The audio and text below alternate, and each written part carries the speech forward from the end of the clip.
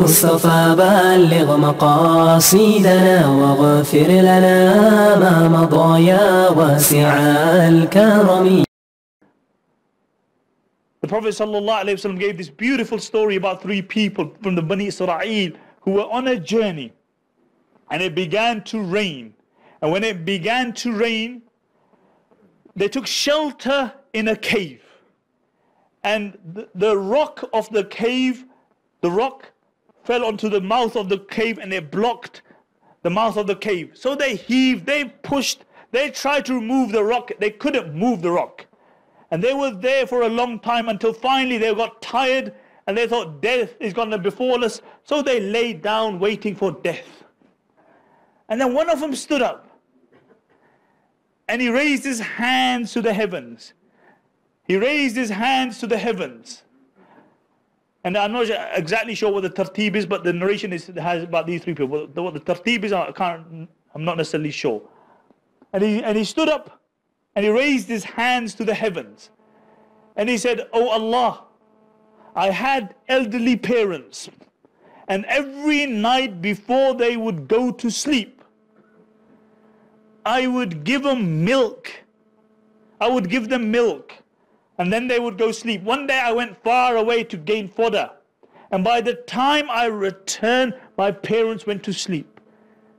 So my children were hungry. They wanted the milk. But I didn't feel it right that I give my children before I give my parents. So I told my wife to put the children to sleep hungry. And I stood by the bed of my parents all night until they woke up. And then I gave them the milk. And they drank it. And he said, "Oh Allah, if you know that I did this action solely for your sake, then remove the rock." And the rock moved, but not enough for them to come out. Then the second one stood up and he said, "Oh Allah, I had a cousin. And there was no woman on the face of this earth that I loved like my cousin. No woman on the face of this earth that I love like my cousin. And many times I made a move on her. And every time she shunned me. And one day she came to me, she needed some money, she was desperate. And I said to her, on the condition that you allow me to have a relationship with you. And because she was desperate for the money, she agreed. And he said, when I was about to have that relationship with her, she said to me, "Ittaqillah." Fear Allah. When she said fear Allah, her words permeated my heart. And I moved back. And I gave her the money and I allowed her to go. And he said, "Oh Allah, if you know that I done this action solely for your sake, then remove the rock." And it moved, but not enough for them to come out. And the third one stood up. And he said, "Oh Allah, I hired a group of people for work one day. And one of them started slightly later than the rest. And when it came to paying their money, the others objected that I pay him the same. And he got offended and he left. And what I did with his money is I invested it. I invested it. Until it grew and it grew and he had a valley full of livestock. And one day he came to me, desperate for his money.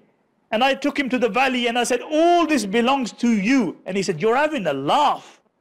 I said, "No, all this belongs to you. All this, I invested your day's money and it grew into this." And he said, "Oh Allah, if you know that I done this action solely for your sake, then remove the rock." And the rock moved and they all came out. They all came out. Let me ask you a question. If me and you were the fourth person in that cave, by what action that we done in our lives would we ask Allah to remove the rock? What action have we and you done that we could solely ask Allah, "Oh Allah, I done this solely for your sake"? And if we have not done an action, then we need to do something by which that we lie in the depths of our grave, and our grave is Rawdatun min Riyadil Jannah, a garden from the gardens of Jannah.